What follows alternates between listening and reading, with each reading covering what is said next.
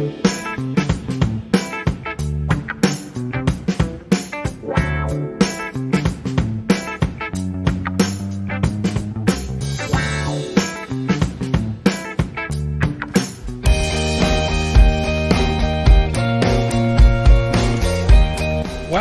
to the Fourth Branch program. Glad you can make it. I am MD. This program is dedicated exclusively for those with common sense, a spirit of patriotism, and a determination for a more perfect union. Stay tuned as we begin the discussion of a very important, interesting, and enlightening topic. Hope to hear from you soon. Happy listening.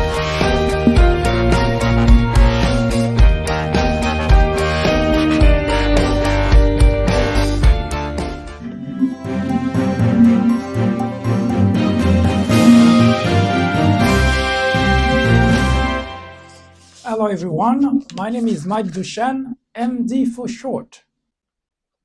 Welcome to the Fourth Branch program. Today is the first program for the year 2019. For the past year, we have been talking almost exclusively about the crisis in America. Some have expressed disregard, some shrug it off, some simply ignore the topic altogether. Needless to point out, I also had my share of those who lambasted the program and who don't see any value to it. The Fourth Branch program is not a news program. We treat topics which are at times uncomfortable. In fact, the current state of affairs for this program, we're talking about the jeopardy of our democracy as well as race relation in America, which is a very sensitive topic. The main purpose of this program is to instruct, to educate, to eradicate ignorance. Not an easy feat. And of course, it will not be pleasing to everyone. However, no matter how difficult it is, no matter how hard it is, no matter how much backlash, we will continue with this program because our goal is to educate to the point of helping to advance society, to improve society, to help in the integration of our society, and hopefully get rid of all elements which are opposed to progress, which are opposed to integration, which are opposed to advancement and all form of progress.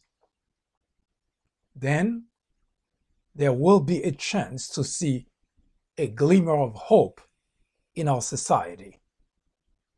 Welcome to 2019.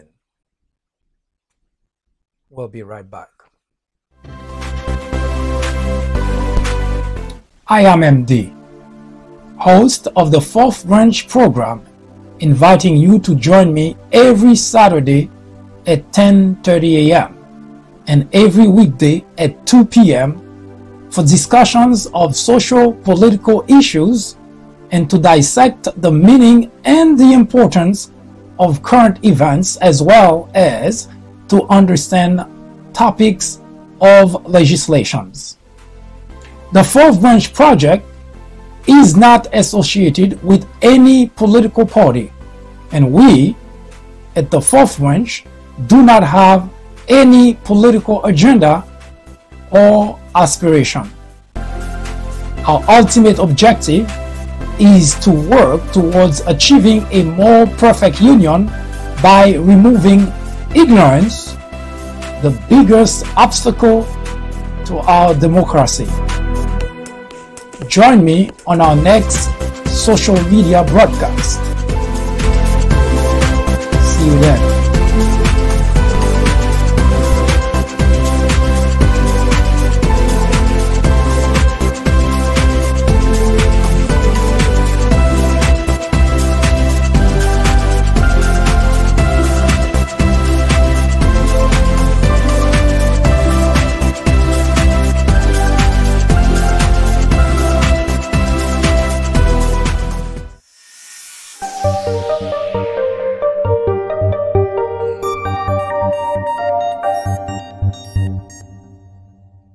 For the past 2 years, we have been almost exclusively debating the state of affairs in America.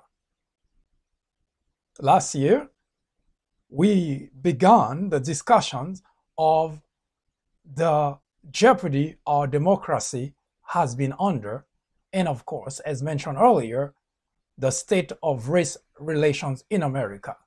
Those are the two topics we will continue to debate, to discuss today, although in a very different format, especially in order to introduce to those who have not been following this program as to what our ultimate objective is and what we're hoping to achieve by discussing those topics and other important topics which impacts our life. First, our democracy in America. For the past 2 years, we have been discussing the prospect that America is in a serious crisis. Of course, needless to point out that there are two camps. One, which think this is not at all the case, and the other camp, which pretty much acknowledges and understands indeed America is in a crisis. Now, this is not just the past 2 years that America has been going through a crisis. However, with the election, the presidency of Donald Trump, this predicament has exacerbated. The country, the world even, has been on edge, not knowing what to expect, because we have in the Oval Office an individual who is completely deprived of intelligence, who lies to everyone about everything, and who doesn't take any advice from anyone. He believes he knows everything. He believes he has the solution for everything. And he believes he is the only one who is capable of fixing everything. And yet, by any stretch of the imagination, he is absolutely clueless as to how to run his own life, let alone the government. Now, needless to point out that it was one of the worst anomaly which has happened to our country to have such an individual elected president of the United States. But that wasn't the most troubling part, and that's not what caused the crisis in the country. The country has been in a crisis for at least a good 60 to 70 years, which is caused mostly by the fact that legislators in Washington have always played the game of blaming one party against the other in order to preserve their job and do absolutely nothing for the constituent. Now, both Democrats and Republicans have been at that game for the longest. Although, I must admit, Republicans have become very good at it. Not too long ago, I wrote a couple of articles entitled, "They Are Masters of Deception." That aside, because of this game of politics between those two parties, nothing gets done. And even when there is a similarity, when there is some sort of semblance of doing something, it never amounts to anything. Case in point, the past 2 years, the Republican Party, which has been in full control of both houses and the executive branch, have passed two major legislation. One, a tax cut for the wealthy. It is not any surprise to any individual living on the face of this planet that the tax cut serves no purpose but to help businesses which are already very lucrative at the same time pass the debt to the constituent. And the second aspect of their legislation is, of course, to get rid of Obamacare. And we all know much too well that most of the individuals who benefit of the Healthcare Act, aka Obamacare, are individuals who are very much in need of it, and they're not just Democrats. Put simply, nothing that Republicans did for the past 2 years benefit anybody in the country. But this is not what we're here to talk about. We talk about a crisis in the country. Since the presidency of Donald Trump, the country, the world, has been going through a much troubling issue. Here in America, our democracy has been in jeopardy. Donald Trump, since the first day in office, has been attacking every aspect of our democracy, everything that warrants we American people, we enjoy the freedom, we enjoy being the beacon of light for the world. Donald Trump administration, Donald Trump in particular, has been attacking that. First, he attacks the media. He tried the best way possible to destroy the legitimacy of the media. He calls the media fake news. And to our great dismay, many of his supporters follow along. But even that was not to be considered such a big problem for the country, because the framers of the Constitution suspected that at some point during the existence of the Republic, we may have a rogue president, we may have an incompetent president, we may have a president who could not care less about the country.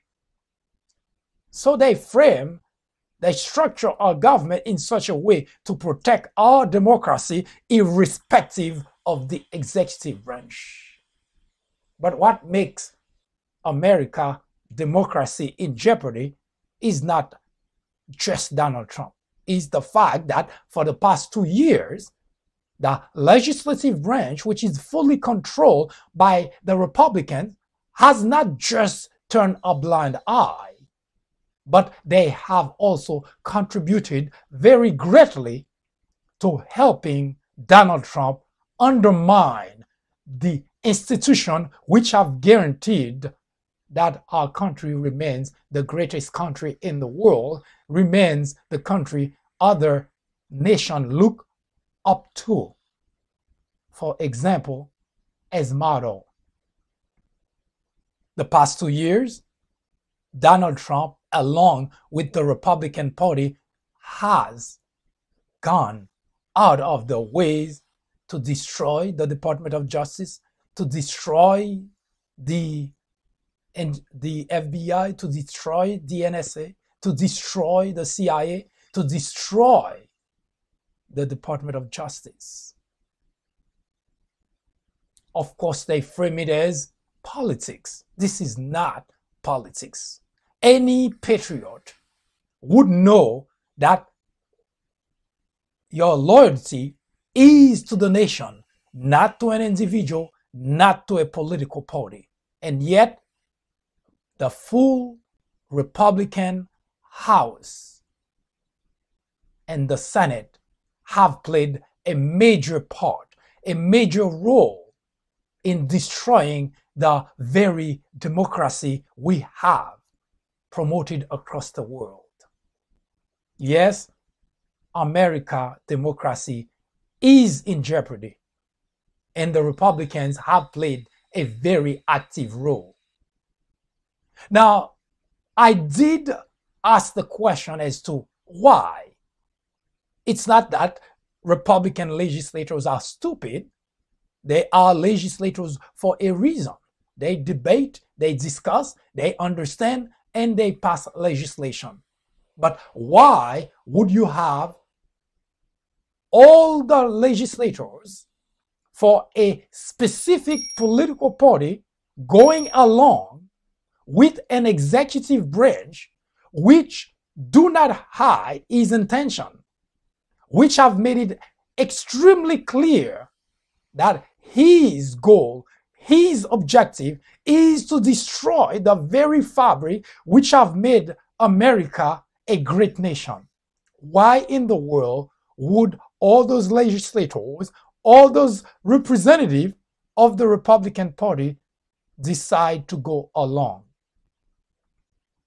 It is safe to assume, it is safe to conclude that it is because all or most of them are also compromised. Today, we have been very focused on lambasting, accusing Donald Trump of collaborating with a foreign entity. As of date, there is an investigation conducted by a special counsel to look into that very problem. But one thing that's never talked about is the fact that Republicans have been very much involved in helping Donald Trump destroying, derailing, or even covering up. So the question is, why?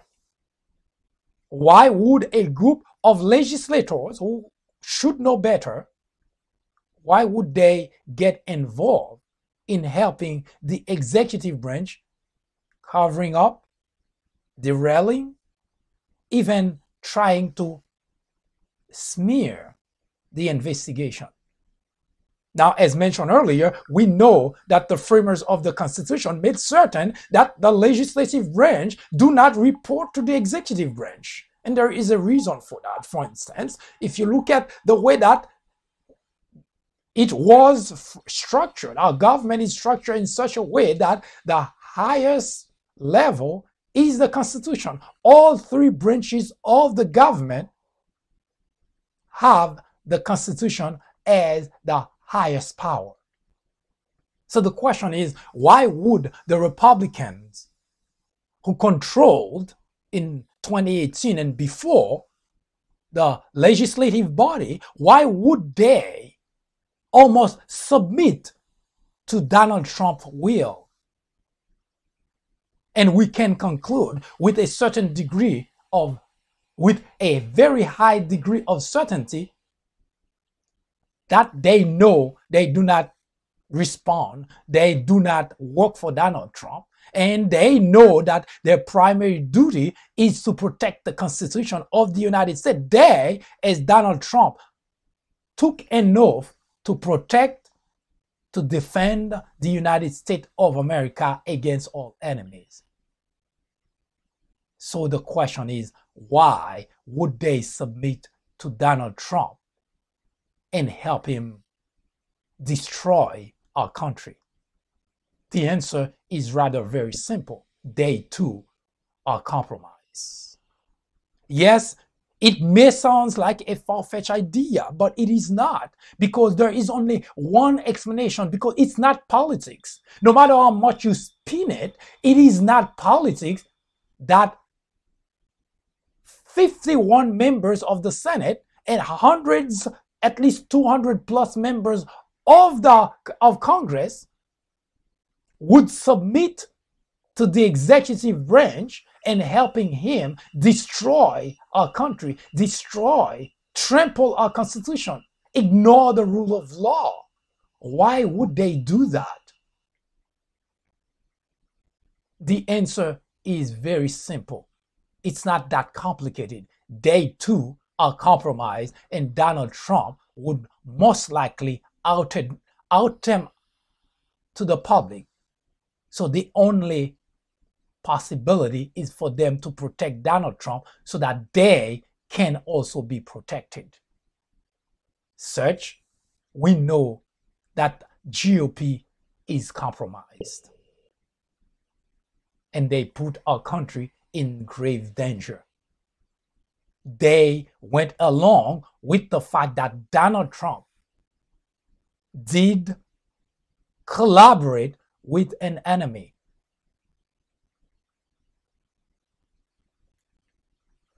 And instead of standing up for the Constitution of the United States, they join along with the executive branch to undermine our democracy.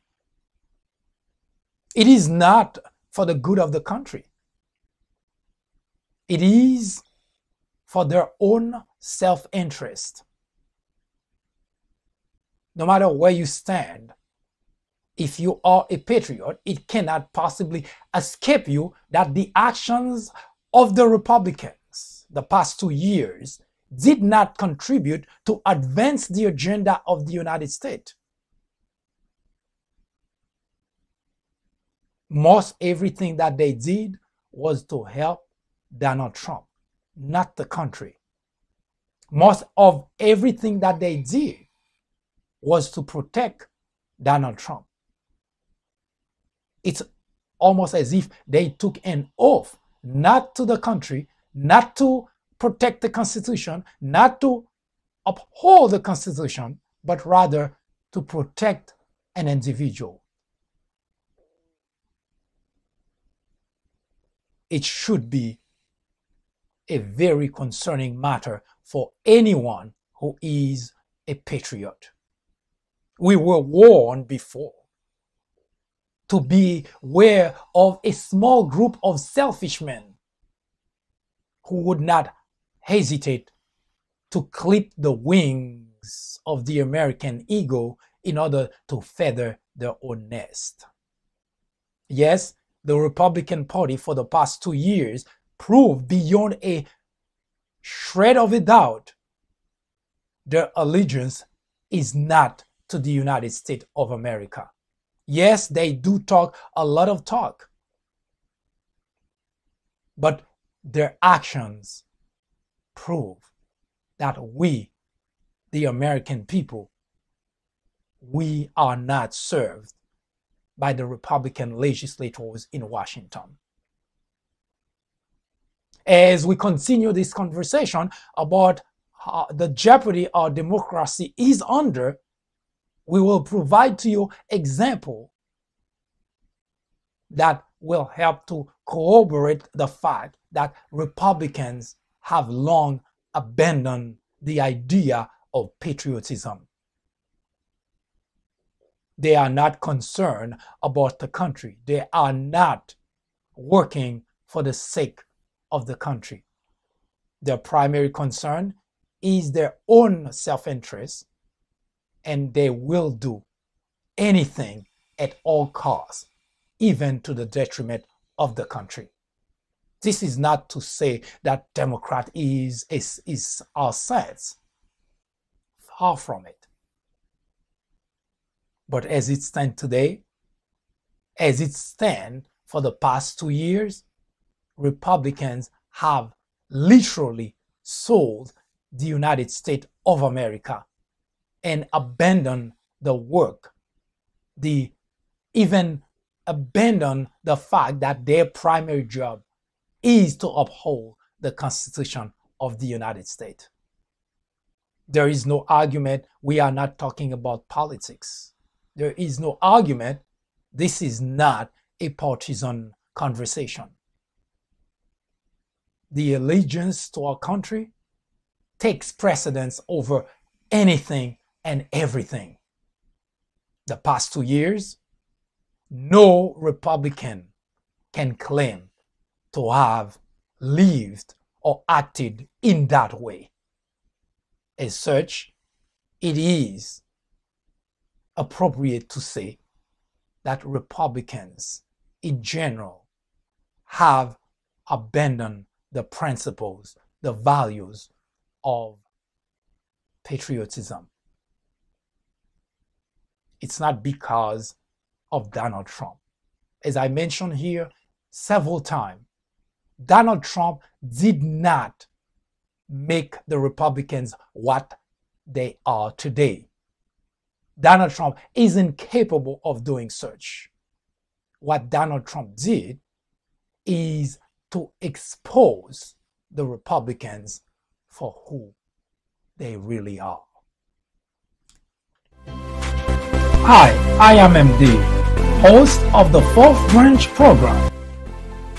War on Blacks is a new topic added to the Fourth Branch programming in order to discuss the intricacies, the complexities of race relations in America. The goal is threefold. 1. To bring attention to the various forms of prejudice, discriminations, and racism in the country. 2. To expose the undeniable presence of such in every aspect of life and every corner of our society. 3. to extricate us all from the ignorance, the indifference, or the complicity. The ultimate objective is to make the discussions of those issues, racism, prejudice, discrimination, a normal part of our lives. Then, and only then, will we, as a society, be able to eradicate the problem. Martin Luther King Jr. said, "Nothing in all the world is more dangerous than sincere ignorance and conscientious stupidity." Abraham Joshua Heschel exclaimed, "Racism is man's gravest threat to man, the maximum of hatred for the minimum of reason." Join me in the journey to restore equality. Or would you please get out of the way? Thank you.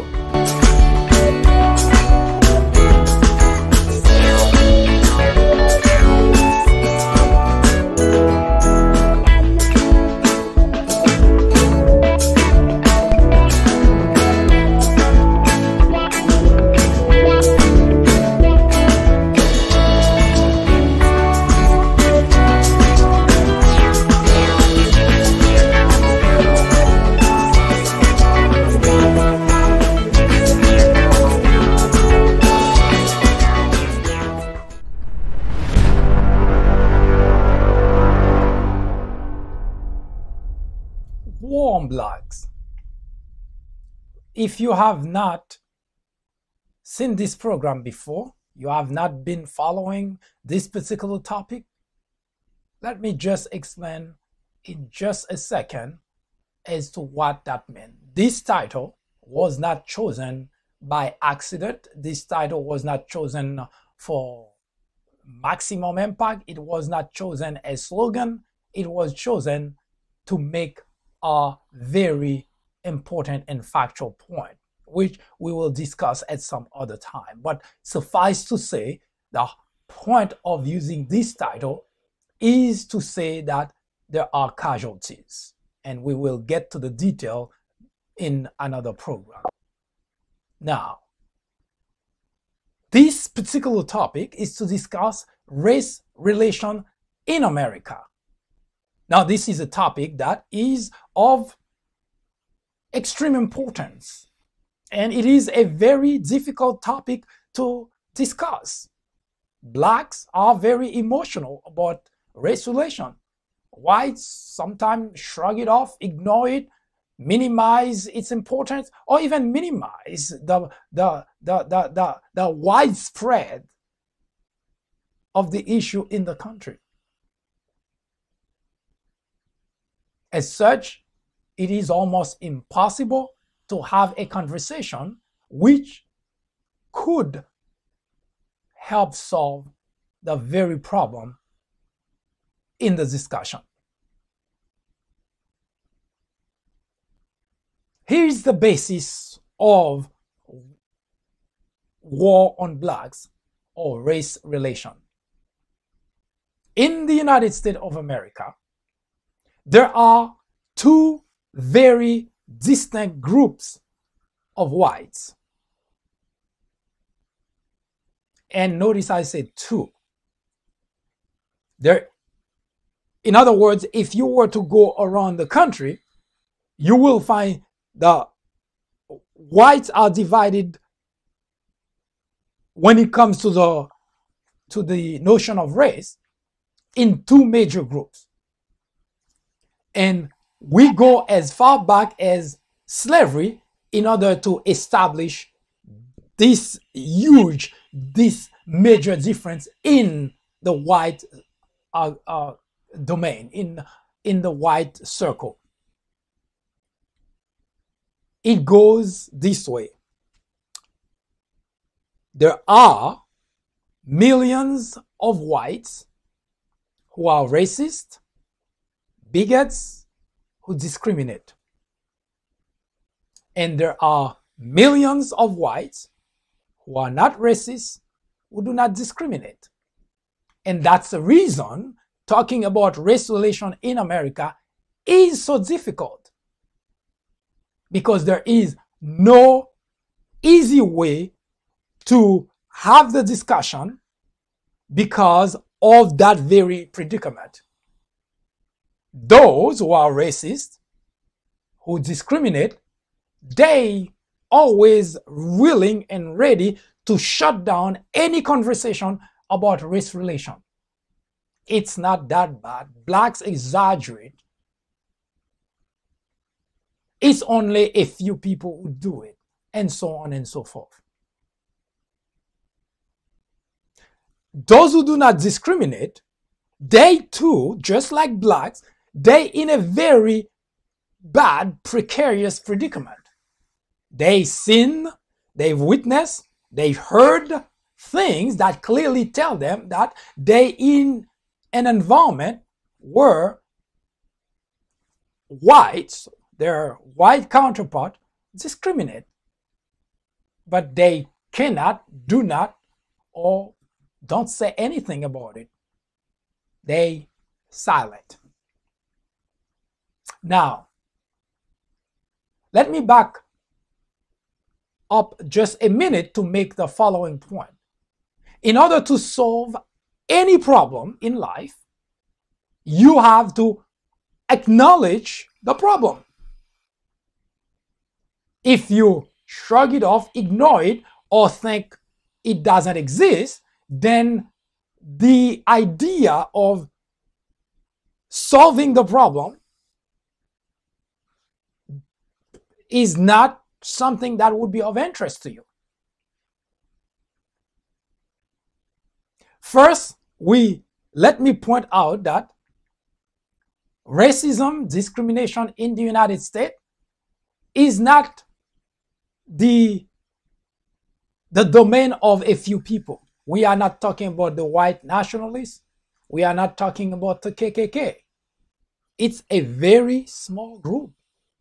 If it were to be just those individuals, we would not have racism, discrimination in America, because that group is very small. Yes, they make the most noise, that we know. Remember Charlottesville? Heather get killed by one of those white nationalists by driving a car into the crowd of people who were protesting against the white nationalists, and Heather happened to have lost her life in that predicament.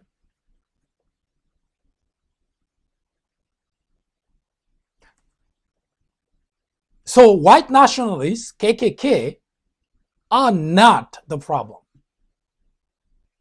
They're obviously part of the problem, but much too often, and that's why sometimes it makes it difficult to solve the problem, is because both whites and blacks, especially whites who either reluctant to acknowledge the problem, refuse to ignore it, shrug it off, they always take the white nationalists and the KKK as a scapegoat to put the problem on their shoulders. And blacks who are uncomfortable talking about the issue, they too seem to go towards that aspect of the discussion in order to feel more comfortable talking about it. As if they're saying, yes, it's the white nationalists who are racist, it's the white nationalists who discriminate. So that gives both whites, blacks and whites, cover. And that also makes it impossible to solve the problem. Now, the statement I'm going to make will help you come out of your shell and do one or two things. Either stay as part of the problem or join me and others working towards solving the problem to find a solution. racism, discrimination in America is widespread and rampant. To give you an idea, I'm going to take an example all the way back to slavery so that you can get an idea of what that is.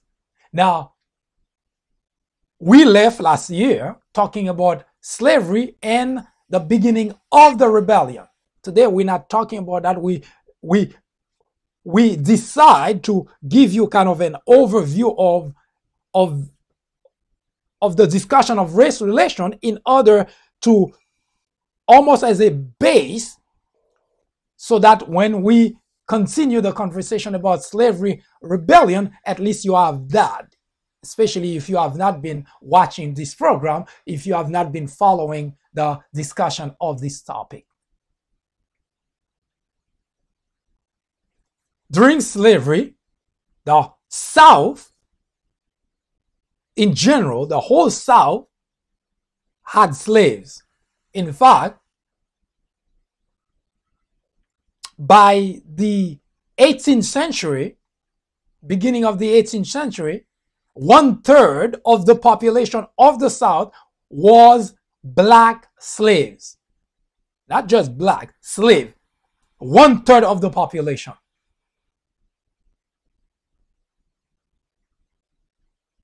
Slavery started, where at least the first slave was dropped in the United States in 1619 in a town in Virginia called Jamestown, which at that time was a British colony. Now, in 1863, Abraham Lincoln signed the Emancipation Act. Translation, free the slaves. The South, in its entirety, completely said no. The South, in case that escaped you in this conversation, is white, completely white, made of white slave owners and individuals related to slave owners.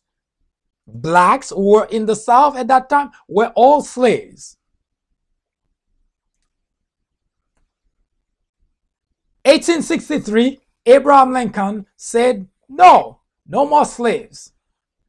The South said, that's your problem, Mr. President. As far as we're concerned, slavery ought to stay. That's why we had a civil war, which started in 1861 and ended in 1865. Because before the Emancipation Act was passed, of course, it was being floated around, and slave owners in the South were always against it. Now, for 4 to 5 years, whites, millions of such, fought, sided with their lives to keep slavery. Hundreds of thousands of them died. In the North, also, millions of whites fought, supported, and sided with the idea of ending slavery. Hundreds of thousands of them also lost their lives. But on that side, in the North, there were blacks fighting also to end slavery. So in the South, you have completely whites fighting to keep slavery. In the North, you have both blacks and whites fighting to end slavery. That should give you a sense as to why the South usually are comprised of individual whites who are racist, who discriminate, and there is much less so in the North, or at least there was. With migration, technology, travel, this picture that I just painted to you is a little bit blurred now. Now, fast forward to today, we still have the same predicament. There are millions of whites, quite a few of them still live in the South, who are racist, who discriminate. And there are millions of whites who are not racist, who do not discriminate. Now, because of migration and of course technology allow people to mingle in different parts of the country, it is much harder to pinpoint where whites who are racist, who discriminate, live and are. Yes, as I mentioned, you will find quite a few of them still living in the South, but a number of them have migrated, living in the North in different parts of the country. So now the lines are blurred.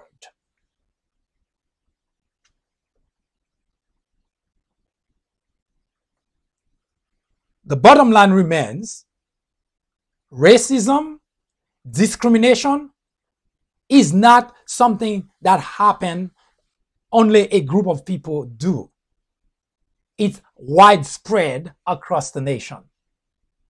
That's the number one acknowledgement that must be established in order to solve the race relation in America. Now, the white nationalists and the KKK are very easy to spot. At least they make it easy. They very vocal. They were banned. They were labeled. They were tagged. They were external clothing that make it easy to recognize them. In fact, they are proud of being white nationalists or KKK. I made the statement to a friend and I said, I wish all whites who are racist, who discriminate, made it so easy for everybody to know who they are. Because today, despite rampant racism and discrimination in the country, it is difficult to meet a white individual and say this person is racist, this person discriminates, because it is just impossible. Unless, of course, that individual is a white nationalist and would put a label, would make it easy for you to recognize. But other than that, it's impossible. Now, why is that important? Why, when we talk about racism and discrimination, why is it important to recognize that the problem exists? Now, almost forgot, there is another way to recognize other whites who are not white nationalists, who are not KKK, or at least they have not joined those groups. That it could be for whatever reason, but by their actions, they might as well be. But there is another way to recognize them very quickly. Well, first you have to be able to have interaction. And second, well, you have to be in close physical proximity to an individual. Well, maybe not. Conversation with an individual may give you an opportunity to quickly determine where that person is. For instance, I've been saying for the longest that most individuals who work at Fox, especially the major anchors like Sean Hannity, people at Fox and Friends. Now, I must admit that I don't know personally that in their private dealing, they that way, but publicly we can say with all certainty that they are racist. And the reason is because of the following. Racist people who practice discrimination always blame the victim. Always. A black is executed by a police officer, unarmed black. Tune into Fox and you'll find out most of the conversation are around blaming the person who was killed by the police, not the police officer. Think about it for 1 second. He's someone who just lost his life, unarmed, and usually you will know that in the news that the police officer didn't shoot the person once or twice, but unload his weapon on the individual. You tune into Fox, you will find that the individual who just got executed by that police officer actually is the person that's being lambasted and being accused of all sort of things. Oh, he wasn't a good person. He used to do drugs. As if using this approach is to say the police officer is justified because that person was not a good person to begin with. Watch that. An easy way to recognize people who are racist, people who discriminate. They always blame the victim. And as I continue this conversation about race relation, we will show you during slavery that was exactly the same approach by slave owners. It has not changed. Blame the victim. And it continues up to today. They inflict pain on blacks. Blacks react. Blame the victim. The reason that we kill that black slave is because, well, he was being violent. It's a behavior of whites who are racist, whites who discriminate that continue up to the day. When a police officer kills an unarmed black man, what does the police officer usually say? I was afraid for my life. Go figure. Unarmed, a police officer is supposed to be trained individual. Now he's dealing with someone who is unarmed, but he was afraid for his life. Blame the victim. It is not difficult to recognize whites who are racist and whites who discriminate. Now, again, the white nationalists and the KKK are easy because they make it easy for everybody to recognize them because they want the spotlight. But other whites who discriminate or are racist, they don't want the spotlight that much. But their action, their behavior, their words can give you a clue that they are indeed racist. Action, behavior. Now, why is it that the conversation about race relation in America, why has that conversation been stifled? Why, you ask? Well, it is simple. First, do the nation recognize that we have this problem, racism, discrimination in the country?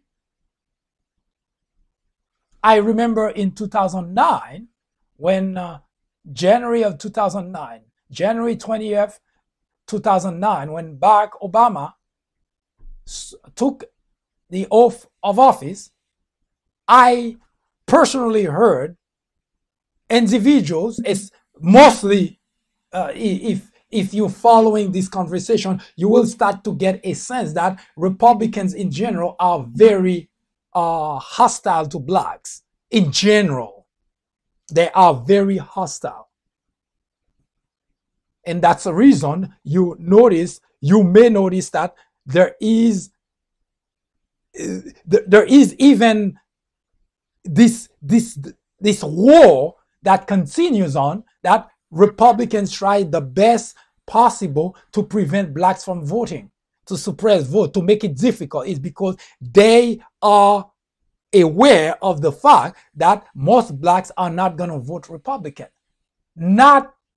It's not something that just happened. It's something that was made, that was triggered by behavior in the Republican Party, especially the legislators. And they continue to do that up to today.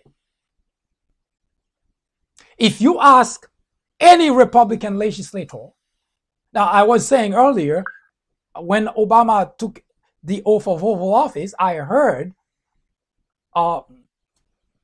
Republican pundit saying, well, I guess now we should stop talking about racism in America because the country just elected a black man.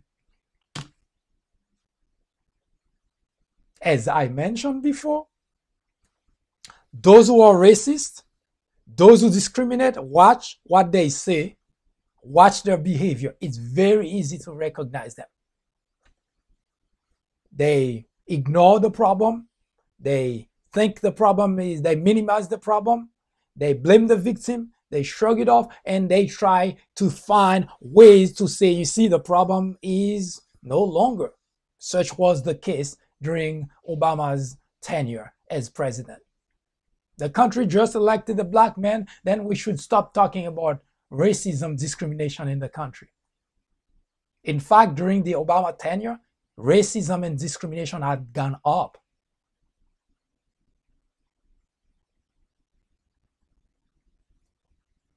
Watch.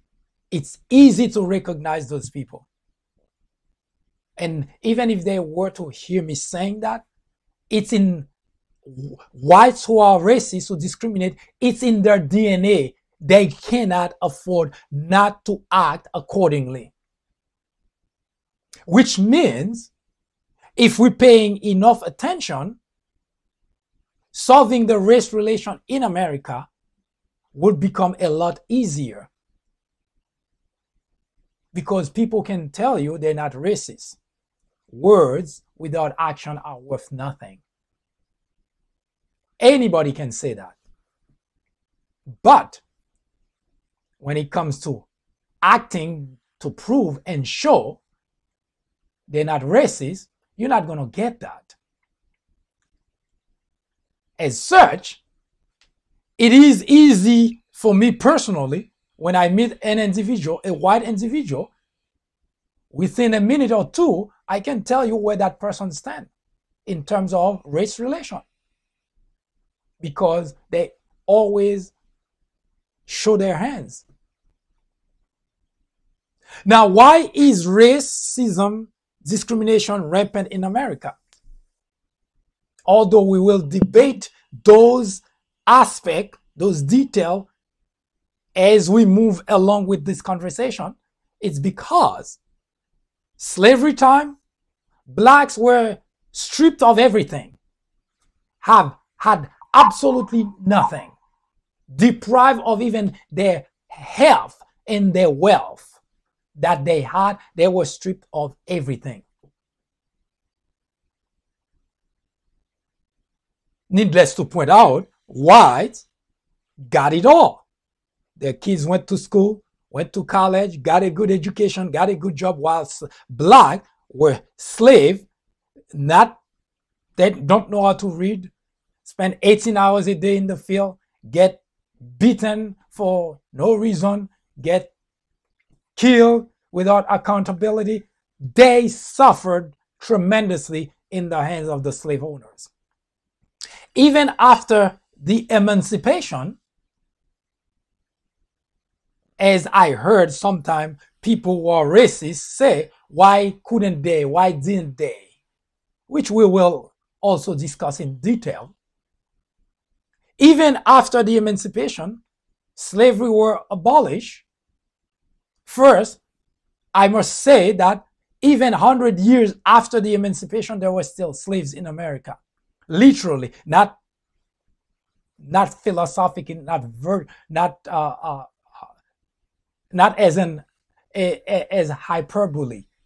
Physically, there are historical record that shows in 1960 there were still slaves, black slaves in America. Granted, that was dwindling away, but nevertheless. But if we take 1865 as officially the end of slavery, think of what happened to blacks after that. They walk away with nothing, just the clothes on their back.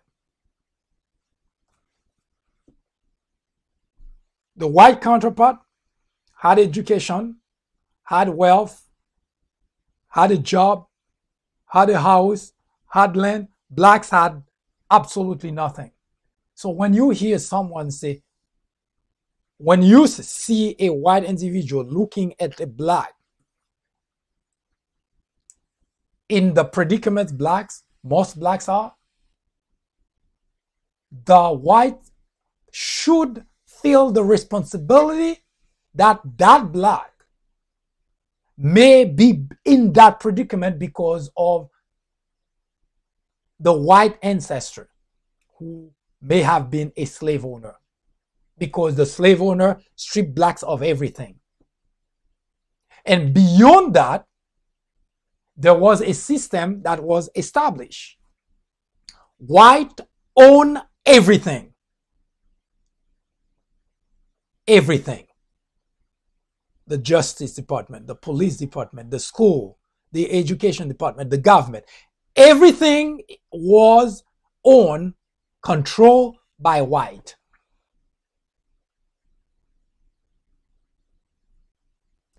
Black goes to try to get a job. Obviously, you're not going to get a job. It's going to be very hard to get a job. First, you don't have an education. And even if you take a menial job, they make certain that you get hard time to get that job in order to make a living.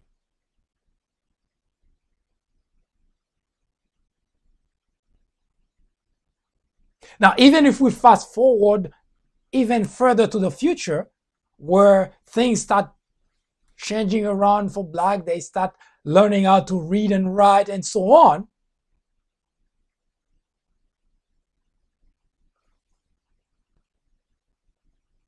the institution, all controlled by whites, set rules, regulation to prevent black from even advancing.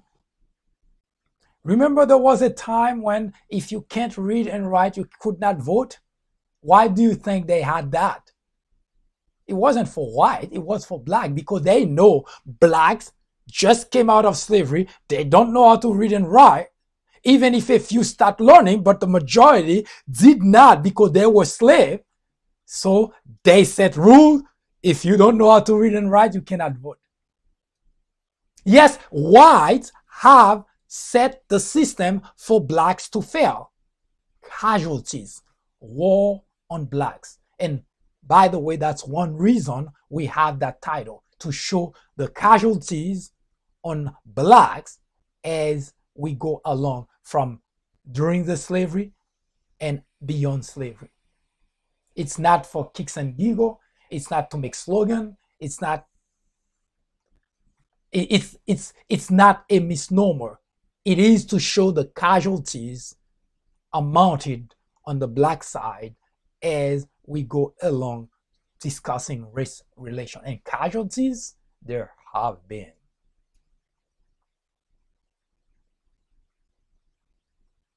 So even the discussion of race relations carries with it a lot of casualties for blacks. So yes, war on blacks is appropriate to use in the discussion of race relation in America. Hi, I am MD, host of the Fourth Branch program. War on blacks is a new topic added to the Fourth Branch programming in order to discuss the intricacies, the complexities of race relations in America. The goal is threefold.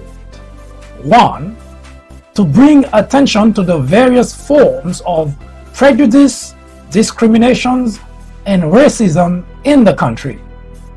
2. To expose the undeniable presence of such in every aspect of life and every corner of our society. 3. To extricate us all from the ignorance, the indifference, or the complicity. The ultimate objective is to make the discussions of those issues, racism, prejudice, discrimination, a normal part of our lives, then and only then will we as a society be able to eradicate the problem. Martin Luther King Jr. said, "Nothing in all the world is more dangerous than sincere ignorance and conscientious stupidity." Abraham Joshua Heschel exclaimed, "Racism is man's gravest threat to man, the maximum of hatred for the minimum of reason." Join me in the journey to restore equality. Or would you please get out of the way? Thank you.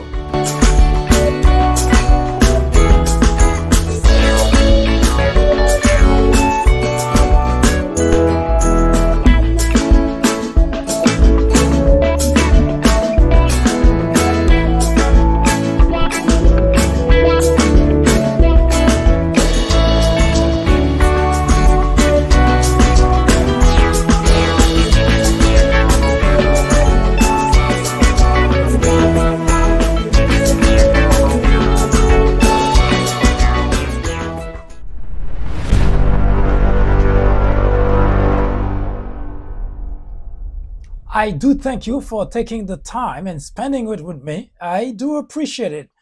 And I do invite you to follow this topic, which is extremely important. Not only it will educate you about the problem of race relation in America. Where did it come from? Why are we still talking about it? Why is it still a problem? And also other topics that we will discuss right here on the fourth branch. As I mentioned earlier, the fourth branch is not a news reporting. We discuss social political issues, most of which impact groups and may impact the whole country. And we debate those issues in light of facts, historical facts, in order to make our points. Now, we do hope that if you enjoy this program, you let us know. And if you have comments, criticism, and suggestion, please do not hesitate to contact us as well. If you have other programs or other topics you would like us to discuss, we will research it and discuss it right here on the fourth branch. And as such, you will help you to contribute towards a more perfect union. I hope you have a wonderful afternoon. And again, welcome to 2019 and welcome to the fourth branch program. See you tomorrow. I am MD, host of the fourth branch program, inviting you to join me every Saturday at 10:30 a.m. and every weekday at 2 p.m. for discussions of social political issues and to dissect the meaning and the importance of current events, as well as to understand topics of legislations. The Fourth Branch Project is not associated with any political party, and we at the Fourth Branch do not have any political agenda or aspiration. Our ultimate objective is to work towards achieving a more perfect union by removing ignorance, the biggest obstacle to our democracy. Join me on our next social media broadcast. See you then.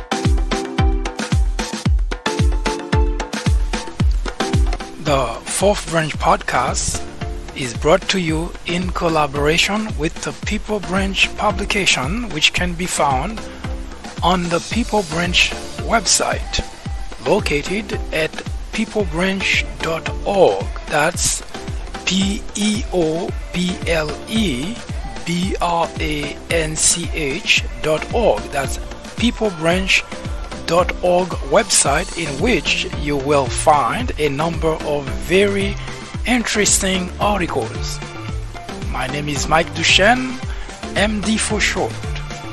I hope you have a great afternoon or a great evening, whichever it happens to be. Hopefully you can join me again next time for another interesting episode of this podcast. That was the Fourth Branch, live from New York.